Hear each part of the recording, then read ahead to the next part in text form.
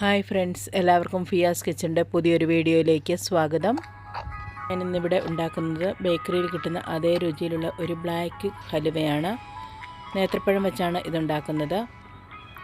വളരെ പെട്ടെന്ന് തന്നെ ഉണ്ടാക്കിയെടുക്കാൻ പറ്റുന്ന ഒരു ഹലുവയാണിത്. ഏകദേശം 20 മിനിറ്റ് സമയം മതി.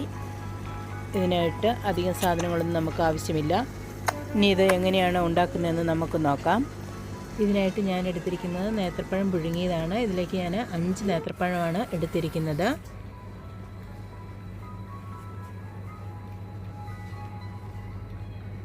നല്ല ശർക്കരയാണ് ഇതിനായിട്ട് ഞാൻ എടുത്തിരിക്കുന്നത്.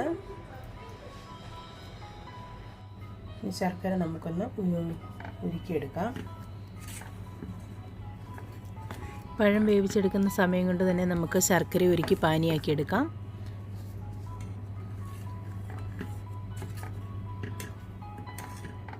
ഇതിനായിട്ട് ഞാൻ 5 ഏത്തയ്ക്കാണ് എടുത്തിരിക്കുന്നത്. ഇത് ഞാൻ ജസ്റ്റ് ഒന്ന് ബോയിൽ ചെയ്ത് എടുത്തിട്ടുണ്ട്. ഇനി ഇതിനെ നമുക്ക് ഇതിൽ തോലിയൊക്കെ കളഞ്ഞിട്ട് മിക്സിയുടെ ഒരു ജാറിലോട്ട് ഇട്ട് അരച്ചിട്ട് പഴം ഞാൻ മിക്സിയുടെ ജാറിലേക്ക് ഇട്ട് കൊടുത്തിട്ടുണ്ട്. ഇതിലേക്ക് ഞാൻ 1 കപ്പ് പാൽ കൂടിയാണ് ഒഴിച്ച് കൊടുത്തിരിക്കുന്നത്. നിങ്ങൾക്ക് വേണമെങ്കിൽ തേങ്ങാപ്പാലോ വെള്ളമോ എന്ത് വേണമെങ്കിലും ചേർക്കാം. ബനാന ഞാനിവിടെ നല്ല സ്മൂത്ത് പേസ്റ്റായിട്ട് അരച്ചെടുത്തിട്ടുണ്ട്. ഇനി നമുക്കൊരു പാൻ വെച്ചിട്ട് അതിലേക്ക് കുറച്ച് നെയ്യ് ഇട്ട് കൊടുക്കാം. ഇതിലേക്ക് 1 സ്പൂൺ നെയ്യാണ് ഞാൻ ഇട്ട് കൊടുക്കുന്നത്. കാഷ്നട്ട് ഇട്ടിട്ട് നമുക്കൊന്ന് ഫ്രൈ ചെയ്തെടുക്കാം.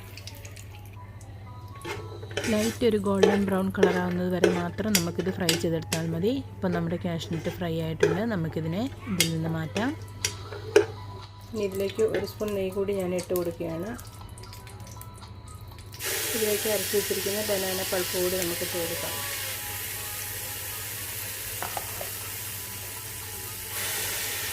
ഈ ഇട്ട് കൊടുത്തിരിക്കുന്ന മിക്സ് നമുക്ക് നന്നായി ഒന്ന് ഇളക്കി വേവിച്ചെടുക്കാം. ഇത് ഓൾറെഡി വേവിച്ച ബനാന ആയതുകൊണ്ട് ഒത്തിരി സമയമൊന്നും വേണ്ട. നമുക്കിത് വേവിച്ചെടുക്കാനായിട്ട് പെട്ടെന്ന് തന്നെ ഇത് വേവിച്ചെടുക്കാൻ പറ്റും. ഇത് നന്നായി ഒന്ന് മിക്സ് ചെയ്ത് എടുത്തിട്ടുണ്ട്. ഇനി ഇതിലേക്ക് നമുക്ക് വേണ്ടത് ഉരുക്കി വെച്ചിരിക്കുന്ന ശർക്കരപ്പാനി ഒഴിച്ച് കൊടുക്കുകയാണ് വേണ്ടത്. ഇതിലേക്ക് നമുക്ക് ശർക്കരപ്പാനി കൂടി ഒഴിച്ചു കൊടുക്കാം. ശർക്കരപ്പാനി ഒഴിച്ചു കൊടുത്ത ശേഷം നന്നായി ഒന്ന് ഇളക്കി യോജിപ്പിച്ചെടുക്കാം. ഒട്ടും കട്ട കെട്ടാതെ തന്നെ നന്നായി മിക്സ് ചെയ്തെടുത്ത് എടുക്കണം. ഇനി ഇതിലേക്ക് നമുക്ക് വേണ്ടത് മധുരം ഒന്ന് ബാലൻസ് ചെയ്യാൻ വേണ്ടി 1 പിഞ്ച് ഉപ്പാണ്, അതുകൂടി ഇട്ട് കൊടുക്കാം. നന്നായി മിക്സ് ചെയ്യാം. ഇനി ഇതിലേക്ക് നമുക്ക് 1 സ്പൂൺ ബട്ടർ കൂടി ഇട്ട് കൊടുക്കാം. ബട്ടർ ഇട്ട ശേഷം നന്നായി ഇളക്കി മിക്സ് ചെയ്യുക.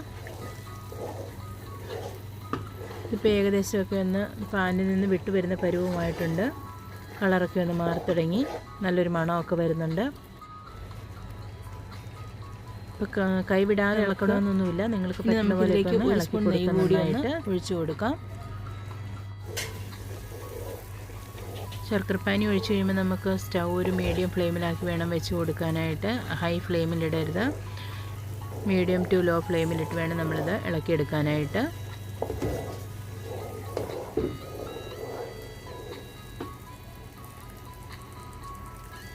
നമുക്കിതിലേക്ക് പൊടിച്ച് വെച്ചിരിക്കുന്ന ഏലക്കപ്പൊടി കൂടി ഇട്ട് കൊടുക്കാം. അതിനുശേഷം ഇതിലേക്ക് വറുത്ത് വെച്ചിരിക്കുന്ന കാഷ്നട്ട് കൂടി ഇട്ട് കൊടുക്കാം. ഇനി നമുക്ക് ഇതിനെ ഒന്നുകൂടി നന്നായി മിക്സ് ചെയ്തെടുക്കാം. ഇതിപ്പോൾ ഏകദേശം പാനിൽ നിന്ന് വിട്ട് വരുന്ന പരുവമായിട്ടുണ്ട്. ഇനി നമുക്ക് ഒരു 5 മിനിറ്റ് കൂടി നന്നായിട്ടൊന്ന് ഇളക്കി കൊടുക്കാം. ഇപ്പോൾ പാനിൽ നിന്ന് വിട്ട് വരുന്ന പരുവമായി തുടങ്ങി. ഇനി ഇതിൻ്റെ എണ്ണയൊക്കെ തെളിഞ്ഞ് വരാൻ തുടങ്ങുന്നുണ്ട്.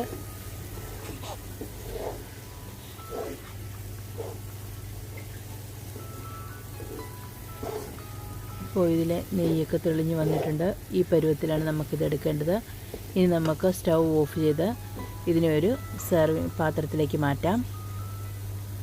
അതിനായിട്ട് ഞാനിവിടെ ഒരു സ്റ്റീലിൻ്റെ പാത്രമാണ് എടുത്തിരിക്കുന്നത്. ഇതിലേക്ക് ഞാൻ അടിയിൽ നെയ്യൊന്ന് തടവി കൊടുത്തിട്ടുണ്ട്. അതിന് മുകളിൽ കാഷ്നട്ട് ഇട്ട് കൊടുത്തു. പിന്നെ കുറച്ച് വെളുത്ത എള്ള് കൂടിയാണ് ഇട്ട് കൊടുത്തിരിക്കുന്നത്. ഇനി നമുക്കിതിനെ ഈ പ്ലേറ്റിലേക്ക് നന്നായി പരത്തി വെക്കാം.